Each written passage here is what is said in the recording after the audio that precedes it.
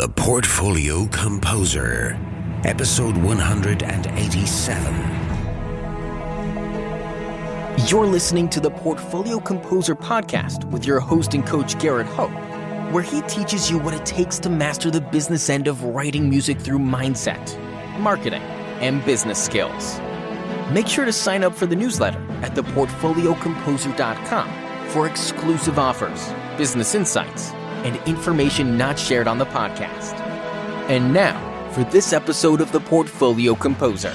One thing about licensing is that you don't want to be too spread out in your sound, and you don't want to be typecast, but people have to quantify who you are. It's like if you walk into a Chinese restaurant and they have the best Chinese food and they also serve the best cheeseburgers, you're going to be like, dude, I'm not going there because it's just weird. Even though it could be the best cheeseburgers and the best Chinese food. This episode is brought to you by Dorico, the music notation software from Steinberg. Just released, Dorico Pro 2 is a major new version, including features for musicians working in film and TV music and in jazz, rock, and pop. Steinberg have also released Dorico Elements, a new entry-level application that packs all of the essential power of Dorico Pro into a simple, streamlined package that is ideal for those getting started. Find out more later in the show. Hello and welcome to this episode of the Portfolio Composer. I am your host, your coach, your teacher, Garrett Hope. Today, I'm really excited to introduce you to composer Jordan Critz, who's built a career doing media and film and library work in a non-traditional way, so to speak. We'll dig into that a little bit more, but welcome to the Portfolio Composer, Jordan. Thank you. Jordan is an award-winning composer and producer. His work has been featured on numerous recordings as well as film and television, including Disney, National Geographic, Apple, CBS, PBS, ABC, NBC, ESPN. Man, it's like alphabet soup there. Lifetime, TEDx, and more. Jordan believes that every melody tells a story. His goal in composing and producing is to craft the melodies and music to enhance the story that's being told by the artist or by the film director. I love that mission, Jordan. I think it's so great that I think that music is a really powerful way to convey ideas and stories. Yeah. Can we just start by digging into a little bit more of who you are and how you came to believe this? Like, why do you think this story is so important? Yeah, I mean, it's, music is powerful. It's interesting because it's the universal language. I mean, there's no boundaries on music, with language and with vocabulary. It's incredible because, with melodies, you're in a way telling a story, but that story can be, people can hear that story in different ways and attach it to what they're doing. And even for film, you can use that to make a scene so powerful. And that's just the coolest thing. Mm-hmm. Like you said, like we are all so blessed to be able to do any type of art. Yeah, it's great. I think it's really cool what you guys are doing here. Oh, thanks. I get a kick out of it. I mean, I learned so much. Every time I speak with a composer such as yourself, I feel like I have shed light on a new area of my career in a way I can build my business. Oh, yeah. So it's really exciting to speak to composers of all types. That's awesome. I love that. How did you come to do all this media and film work?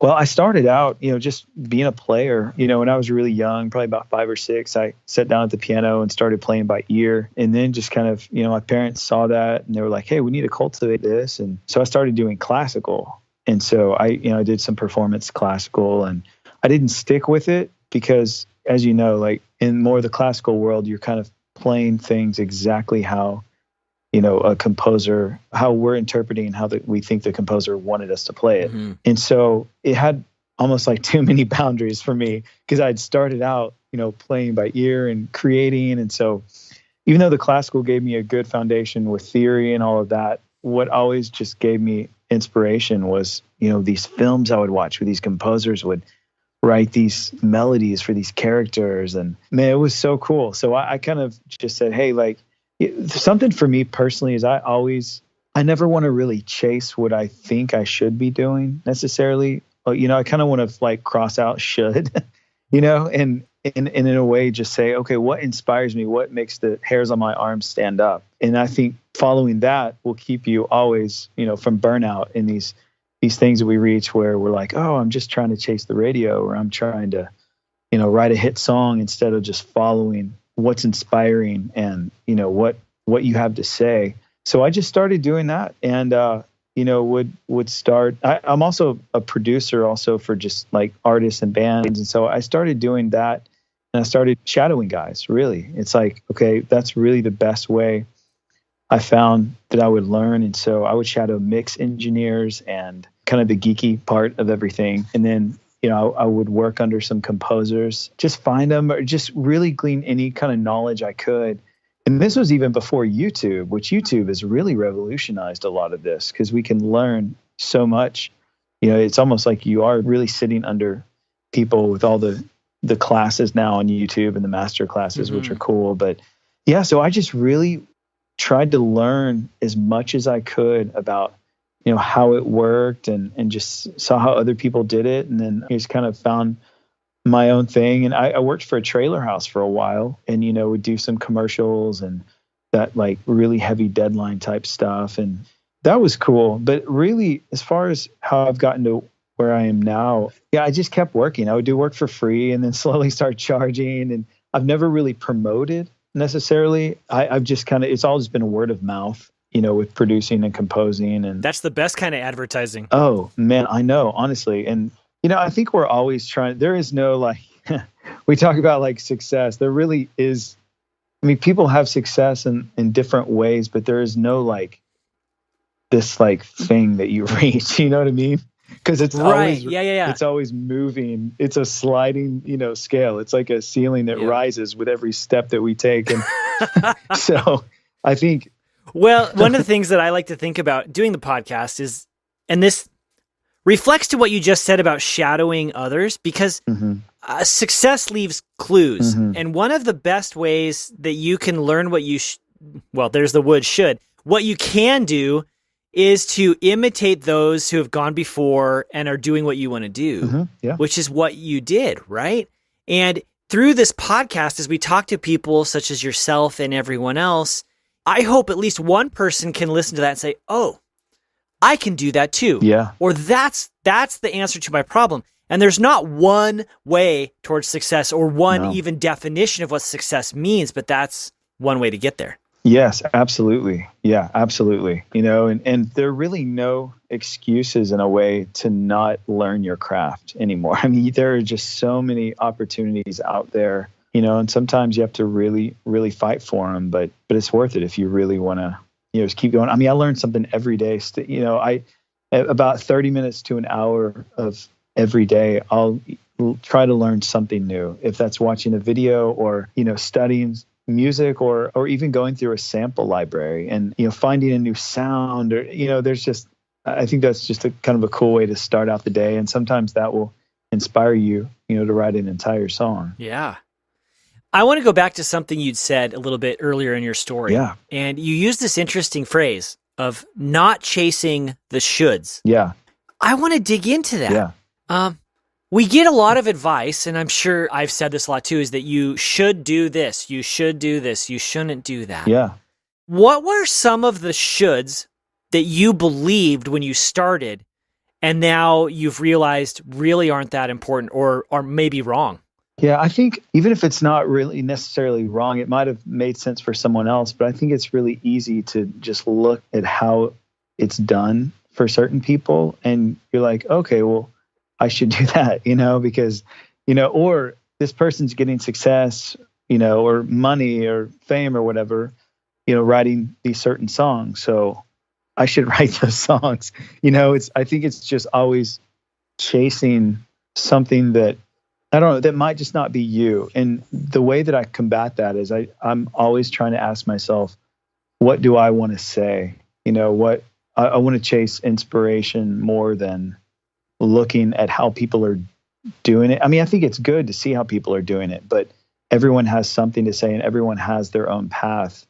And your path, could look completely different than someone else's. And so I think it was more in terms of that, is just kind of battling, how you think you should go, or I should stay in classical because, I'll have a steady job teaching or I mean, right. I don't know. There's just so many things, and they're not necessarily bad, or, I should keep working at this trailer house because I don't want to ever be motivated out of fear, and I always just kind of want to chase inspiration. And so I think a lot of the shoulds in music are stability. I should do this because I'll have stability, instead of just saying, hey, I've got a gift. I've got something to say with, what I'm doing, and I got to chase that. So if I'm kind of reading between the lines, when you were a young man, you would have believed that you should do certain things as a way to minimize fear and risk. And a lot of that revolves around money. Yeah. Oh, totally. Right? Yeah. So how did you battle that? I mean, you say you want to chase opportunity and chase inspiration. That's easier said than done. What did you actually do? That's a great question. I think it's kind of a daily thing, honestly. It's more of like wrestling with it. It's more like, when you chase inspiration or chase, I don't know. I think it's really just a daily wrestle of not being motivated by fear, but just to write what's in your heart and, what's in your head and what makes you excited. So case in point, I started doing licensing, a few years ago, really, and we can go more into this if you want, or we can talk about licensing now. When you start licensing and you'll get a song that starts getting licensed. I've had a song, licensed several thousand times. Wow.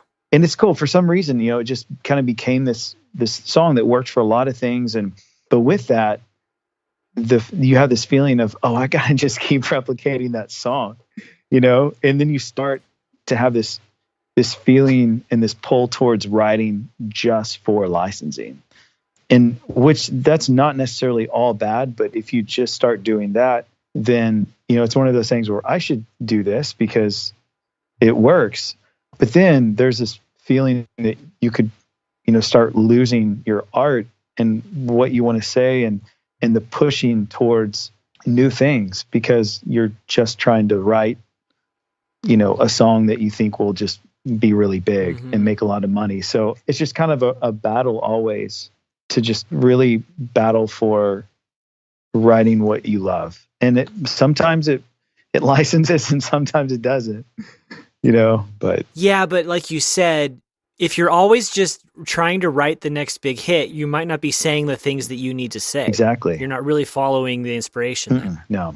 Let's talk about licensing now, since you brought it up. Yeah. This is a topic where I know that it's highly lucrative, or it can be, yet it seems very mysterious and vague. How did you start this process? Well, yeah, it's interesting because when you're, as a composer that's composing custom work, a director hires you and you spot the film and figure out where it needs music, you figure out a budget. But James Horner said at one time, really interesting. He said, my line of work is the only line of work where the artist doesn't own what he makes. Like as a composer, most of it's work for hire. So you're writing music for something, but then the movie owns it. Yeah. It can be good to do that, but there's also not a lot of residual there. I mean, there can be if the contract is, has some royalties in it and whatnot. I mean, you can change that, especially this day and age. But all that to say, if you think about it as a business, think about, writing music that you own, and then you can license that. And so instead of writing it to film, you're writing it for film. And it can be different because, you're not watching a screen and writing music that fits that. You're literally just writing songs that are inspiring to you, which is really fun. I mean, I used to sit down at the piano every morning and have some melody, and I'm like, man, it'd be cool to be able to do something with that. But before I really knew about licensing, I was like, well, there's really not a point in recording it to just kind of sit there, and now I'm like, oh, this is inspiring. So I'm going to put it down, and then, you can put it in a library. I think the biggest thing though is writing music and finding the right people to pitch it, with the right contacts. I use a company called the Music Bed, and I've been with them for a while, and they exclusively license all of my composing music. But there are a lot of companies out there that'll do it. And so they just take a master sync fee, but you own it. And then, it's like a product that you make that you never reorder. So the song I made, 2 years ago, and it's been licensed a lot, it can just keep licensing. It can, it could license 5 years from now, 10 years from now.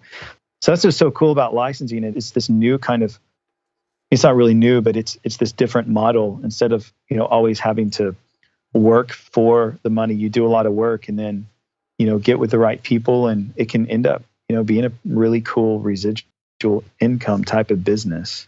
Yeah. Well, what I've been thinking a lot about lately is how the business of composing is really about creating and then monetizing our assets. And the music we write are an asset. Totally.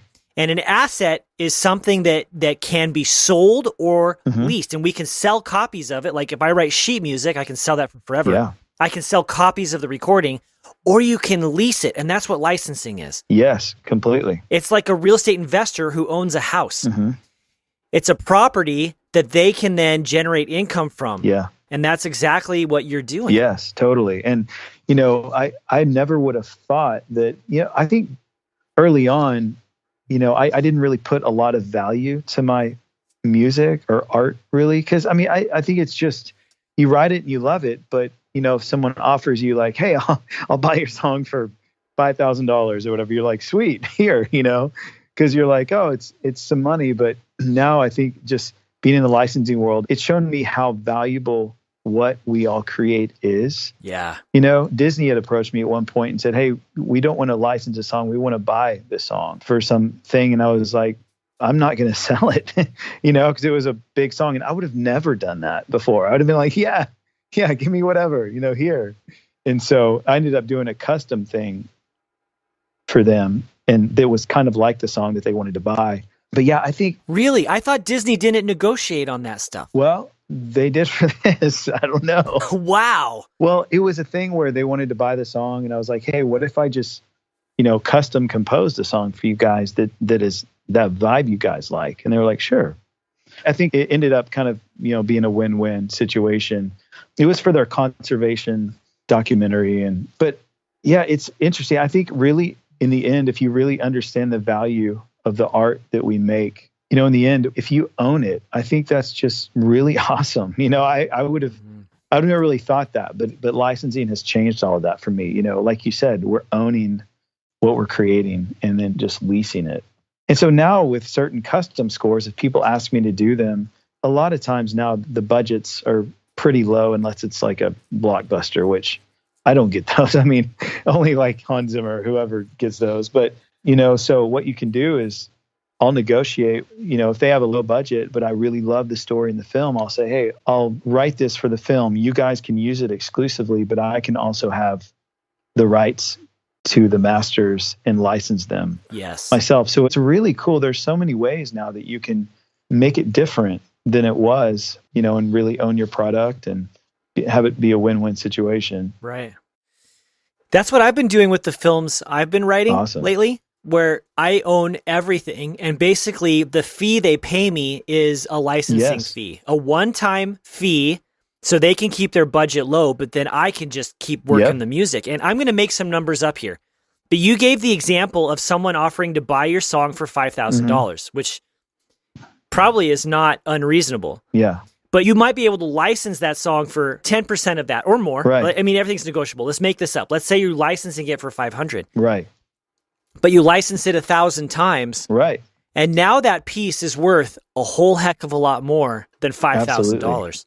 Yeah. Totally. And that's how it works. Wow. Okay, so you said something interesting, and it's a challenge. You said, find the right people to help you pitch your music. Yeah. Well, how do you do that? Yeah,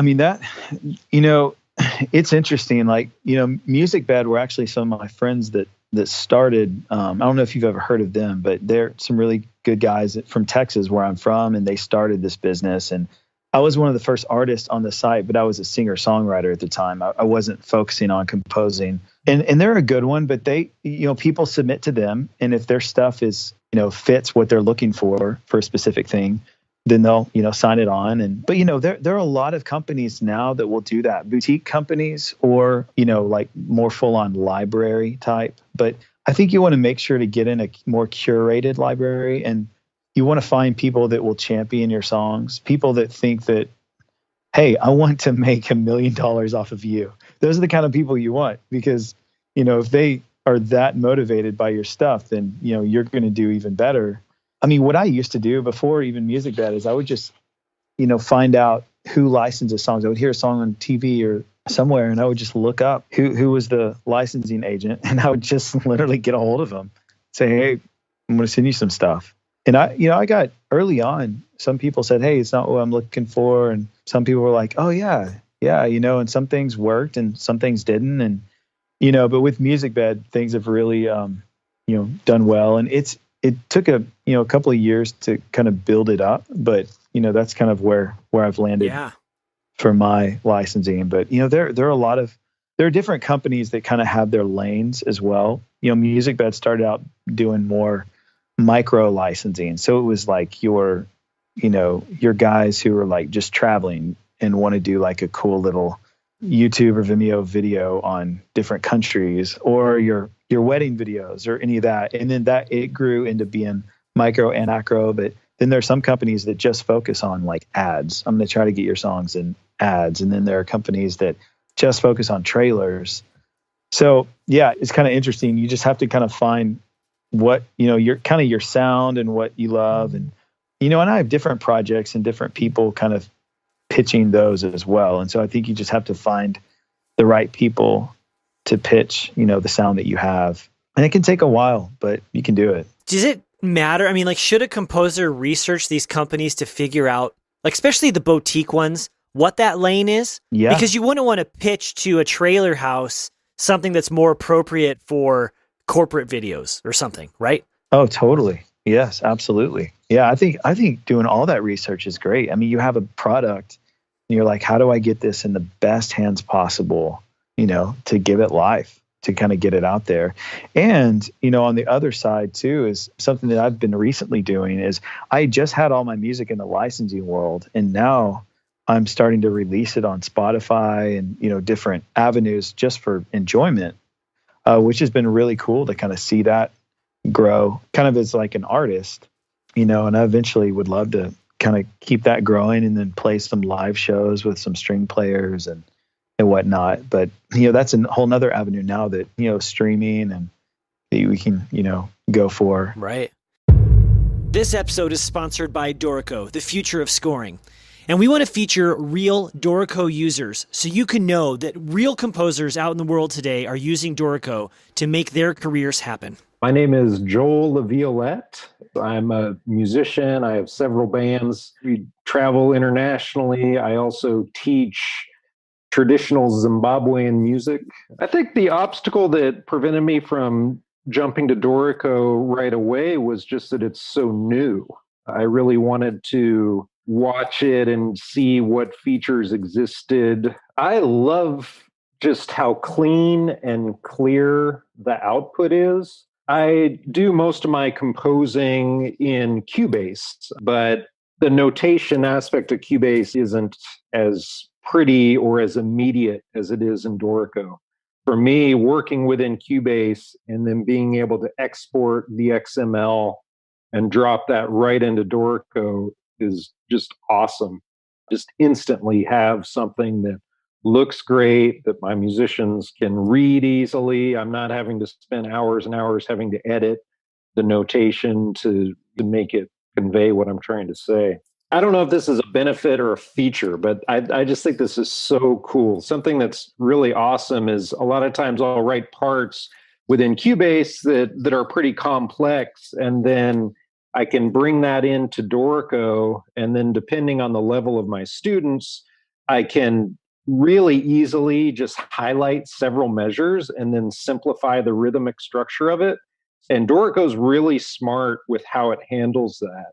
I'll create a few different flows, and then I can have more and more simplified versions of the parts depending on the students that I'm working with. I'd say anybody that is a composer or is a musician that's needing to quickly write charts for their band to play, I would say it's worth the price of admission it's just so fast and so easy to make different variations and things. So I'd say anybody that, if that sounds like you, definitely go for Dorico. I really appreciate that Steinberg has put the effort and the money into bringing in a great team to do this.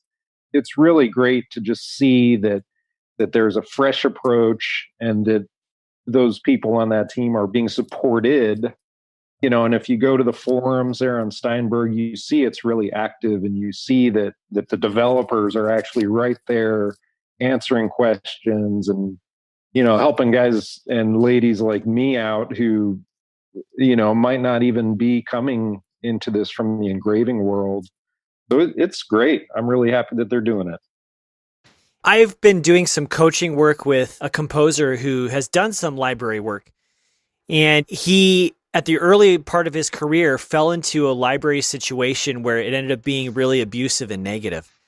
So I'm curious if there are some things that we should look out for as red flags. What kind of behaviors or attitudes or things we should watch out for? Yeah, totally. Well, I've been fortunate to not have to deal with any of those people, but I know people that have been in those situations. A few things that I know of off the top of my head is never work with anyone that's asking you for money up front.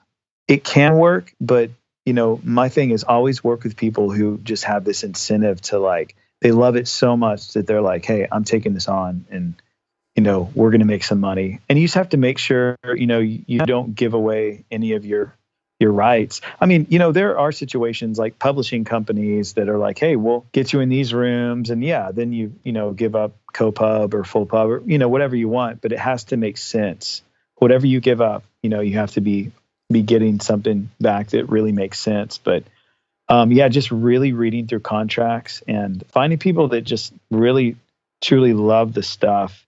And they aren't just going to sit it like in a library and give you, you have to really make sure how the payouts go and, just not get screwed. So that's making sure you really know what the contract is saying. And really just, I don't really ever pay anyone up front to do any work. I want them to be really excited and incentivized on the songs. Well, it seems like that's the healthiest way to do it for everyone involved. Yeah, totally.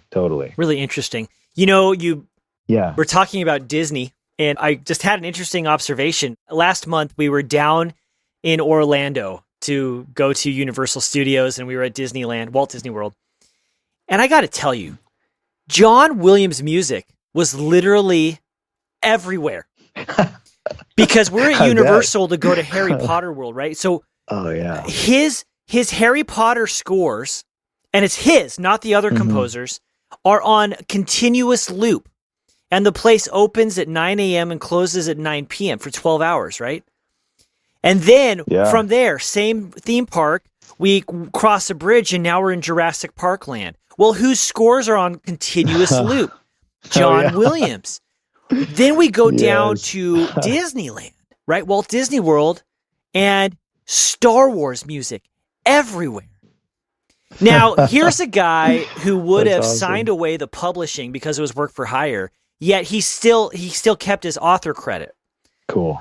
How much is this guy making every single day because his music's on continuous loop in a public place? Yeah, that's a good question. I have no idea. But you've got to think of the ASCAP license that these venues have to buy. It's huge. Yeah, totally. Oh yeah. Yeah, completely. And I mean, I don't know how that contract, I mean, I know he had, if you write it, you have writer royalties, obviously. But I wonder how that went, and it seemed like his relationship with Spielberg, even from early on, it seemed like just such a camaraderie that I could see them both, John Williams doing really well, having some good back end on all of those movies. I'm sure. I mean, at this point, he can get whatever he wants too, right? Oh, yeah. I saw him live here in Nashville a few months ago. Really? And he's in his mid 80s and he played with the Nashville Symphony and they did all of it. I mean, it was like a 2.5 hour show. It was incredible. He conducted the whole thing. Wow. It's so exciting, right? Like you have all these emotional it was amazing. Investment into the piece, all of the pieces. Oh, yeah. Wow. Mm-hmm. Yeah. And one thing that's really cool about licensing as well is when you write, say someone's doing a work for hire for you, and you're just doing, a song for a movie or something. That song, it might fit that movie perfectly, but then that's it. Like you're only going to hear the song in that movie and on the soundtrack. With licensing, it's so cool because you can look up and see the same song you've written used in all of these different videos and all these different mediums. And it's just really cool because it kind of expands, it just expands the boundaries of the song. So that's something that's been really cool to see. Have you ever been surprised by your music? Like you've been scrolling through Facebook and then something comes up and, hey, that's my tune. Oh yeah. No, I've had stuff for Facebook and on Facebook, and I hear it. It's weird. I've heard it quite a bit lately. It's funny because at first you're like, that sounds really familiar. You're like, oh wait, yeah, I remember that. This as a composer. What's so cool about music is that it's so much greater than ourselves. So I didn't create a 12-tone scale, so really what we're doing is arranging what's there, and we're trying out these we're carving and seeing what works. And so, I know you've experienced this, is that moment to where you've been just carving and carving, and then you put the right tracks together and you're like, oh man, like this is really cool. And like you're kind of taken back, not because you did it, but just because you hit on something that was like transcendent, and it kind of became greater than yourself, and that's what's so cool about it, is that you can hear it and listen and enjoy it, because you were almost just like a birth giver, and so, yeah, I think thinking of it like that allows you to enjoy it in a different way. Sometimes I listen back to the things I've written, and most of it, I'm always improving. Let's just say that. Oh yeah, totally. But then there are some pieces where I say, I don't even know where that came from. Who was this? Who wrote that? Yes, totally. Yeah, I know. Yeah, it's so cool. That's one of the greatest things about art, is that you reach that place. You put your line in the water and you sometimes catch a fish, you sometimes don't. And I don't know how. I just try to have a discipline of showing up, and then, sometimes I'll just make a ambient noise and then I'll just try melodies over it. Sometimes you like catch something. I don't know how it works, but you know it when you've caught it and you're like, oh man, yeah, that just made the hairs on my arm stand up. So I got to chase that. You do. You have to chase it. You said something just a minute ago about living in Nashville, and like, what? Here you are, you're doing media, films, TV, everything, and yet you're not in LA. How does that work? That's pretty funny, isn't it? No, well, so basically we moved to Nashville. I like LA, and I've done a little bit of work out there, and that's definitely, in a way, quote, the place to be if you're a composer. But I wanted to raise a family in Nashville. I think the pace is better. We had some friends out here, and I had done some producing work for some bands and artists out of here, and I do a lot of collaboration for film and TV here. It's funny because composing isn't big here, but film and TV, like with artists, like when you hear artist songs in the shows, that's pretty, that's getting bigger and bigger here. But I just made a decision where I was gonna raise a family here and not be in LA. And there are pros and cons to it, but I think it's also cool to kind of be in a place that, there are few composers, but you can also kind of build something new and interesting. And it's not really the LA thing, but, I think we're kind of on the ground level of something really cool. Like I've been meeting some composers around town, and we're talking about, teaming up with the Nashville Symphony and doing like a community like concert and have local breweries come out and kind of cultivating, I'm starting a composer night every month to just invite all the composers I know over. And, that record I did recently at Ocean Way, the live one, it was a thing where, when I was talking to them, they were saying that last year they did over 200 dates at Ocean Way for film and TV scores. So 200. Yeah. And that was more that last year than they did in LA. And so it's really cool. It's almost like I came here knowing it wasn't a town really for composing, but you start to see something growing in this town as well. So that kind of makes me excited. kind of be on the ground level of something. Man, I just had all these ideas pass through my head when you said you bring in breweries or something. I mean, you live in Tennessee. Oh, yeah. You could put on an event called Bourbon and Beats or something, Like, yes, I know, man. That would be amazing. So to get back to the main thread of the conversation, a lot of composers want to get into this media stuff, but they don't live in these hubs. So even though Nashville is a place where this is happening, what advice could you give to the composer, such as myself? I mean, I live in the Midwest where there's no media hub here. How could we get into this world? Well, I mean, the licensing world, honestly, you really don't need to be anywhere. I mean, unless you're, collaborating with specific people in town. But I mean, all of my composing stuff, I don't really collaborate. It's just, things that I'm doing in my studio. So you can really be anywhere. So what I would say is just kind of find the sound that you really love. And one thing about licensing is that you don't want to be too spread out in your sound, and you don't want to be typecast, but I think, people have to quantify who you are. It's like if you walk into a Chinese restaurant and they have the best Chinese food and they also serve the best cheeseburgers, you're going to be like, dude, I'm not going there, because it's just weird, even though it could be the best cheeseburgers and the best Chinese food. So it's almost like you want to make sure to kind of know your lane and find out what's inspiring to you and start making the best of that you can, and just listen, immerse yourself into that world and kind of hear what people are doing, not to copy it, but just to, other songs can inspire. And so, and then just try to write some things and then get some feedback, send it off. I put it on SoundCloud and put it, wherever, and then try to reach out to different licensing companies. And if they take it, awesome. If they don't, ask them for feedback and just say, hey, what do you hear in this that, you would want to hear different? Just kind of take it, change it or take it with a grain of salt or whatever, but just kind of keep doing your thing and keep just trying to get better at it. Really. You can be anywhere to do that. I have friends that do really well in licensing, and they don't, they just live in random places around the US. Wow. Okay. Yeah, that makes sense. So have a sound, something that's uniquely you. Yeah.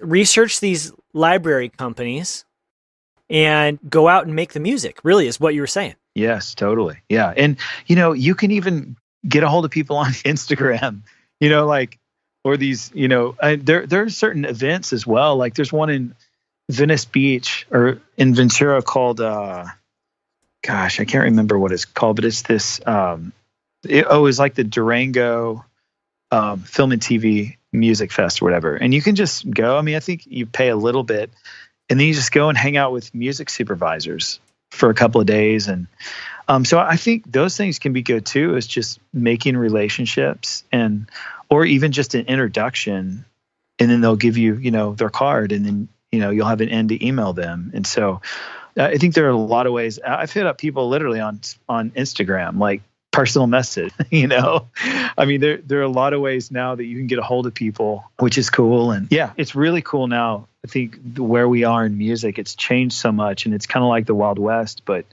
in that, I think there's just so many areas that are untapped and ways that we can kind of blaze our own trail. It's really cool and also a little bit scary. So, well, that's what we do, is we go into the unknown, right? It is scary. Yep. Wow. Yeah. Oh, totally. All right. So here's an interesting question for you. Yeah. What's something you've always wanted to talk about, but no one has ever asked you in all the interviews you've ever done? Oh, man, that's a good question. Gosh, I don't know. I mean, I get kind of like geeky with like gear and stuff, but that's so lame and really boring.